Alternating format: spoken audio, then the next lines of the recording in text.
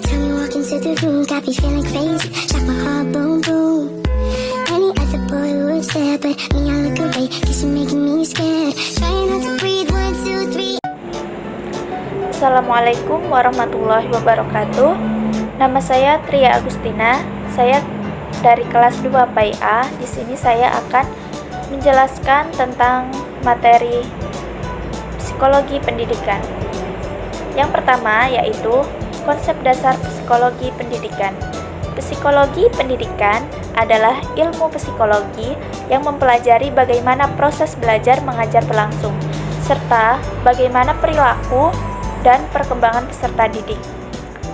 Ruang lingkupnya yaitu proses belajar siswa, perkembangan individu, motivasi belajar, gaya belajar, peran guru, dan interaksi antar siswa. Tujuannya apa? Tujuannya yaitu memahami karakteristik siswa, meningkatkan kualitas belajar, mengembangkan strategi pembelajaran, dan membantu dalam mengatasi kesulitan belajar. Manfaatnya yaitu bagi guru dapat memahami cara belajar yang efektif. Bagi siswa dapat memahami gaya belajar dirinya sendiri. Untuk orang tua dapat mengetahui perkembangan belajar anak. Dan bagi lembaga pendidikan dapat menyusun kurikulum dan sistem evaluasi yang sesuai. Yang kedua yaitu mekanisme perilaku individu. Perilaku adalah bentuk respon atau tindakan yang ditunjukkan oleh individu sebagai reaksi terhadap lawan bicara. Faktor-faktor yang mempengaruhinya ada dua, yaitu faktor internal dan faktor eksternal.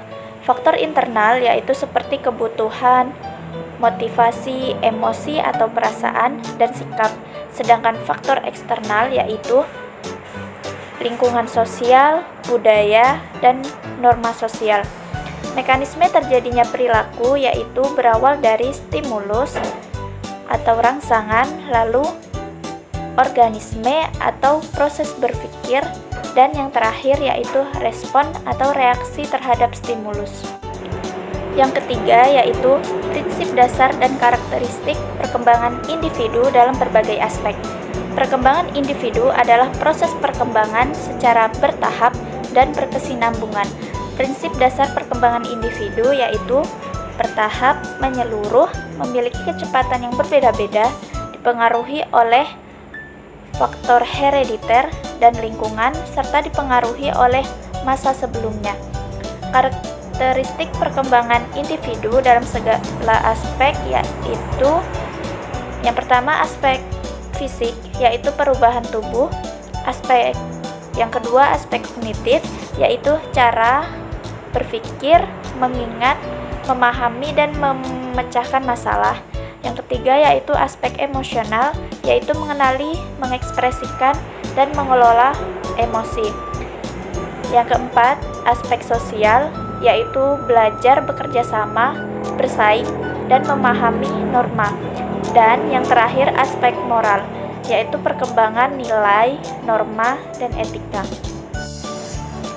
Yang keempat yaitu perkembangan kognitif, sosial, moral, masa remaja dan dewasa. 1. Perkembangan kognitif.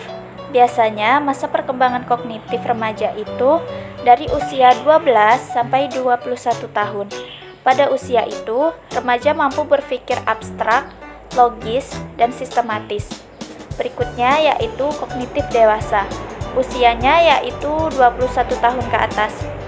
Ciri-cirinya dapat pola pikirnya menjadi lebih relatif dan fleksibel. Yang kedua yaitu perkembangan sosial.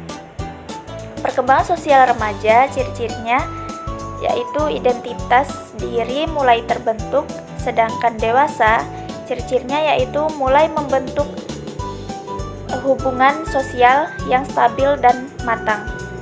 Yang ketiga yaitu moral. Perkembangan moral remaja yaitu bertindak berdasarkan harapan orang lain atau bisa juga berdasarkan prinsip moral pribadi.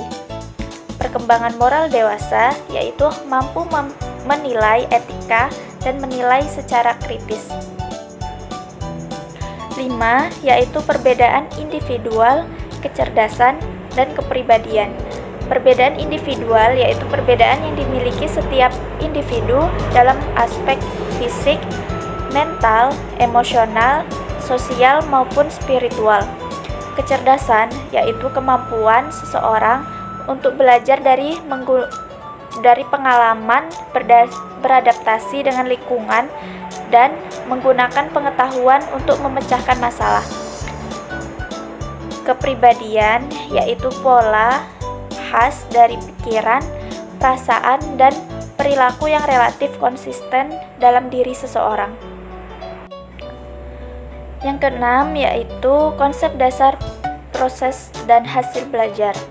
Belajar adalah perubahan perilaku atau kemampuan seseorang sebagai hasil dari pengalaman, latihan, atau interaksi dengan lingkungan.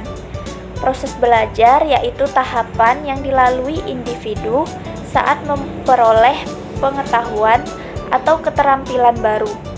Hasil belajar adalah perubahan yang terjadi dalam diri individu setelah mengalami proses belajar, baik dari aspek pengetahuan, sikap, maupun keterampilan. Sekian dari saya, lebih kurangnya saya mohon maaf. Saya akhiri. Wassalamualaikum warahmatullahi wabarakatuh.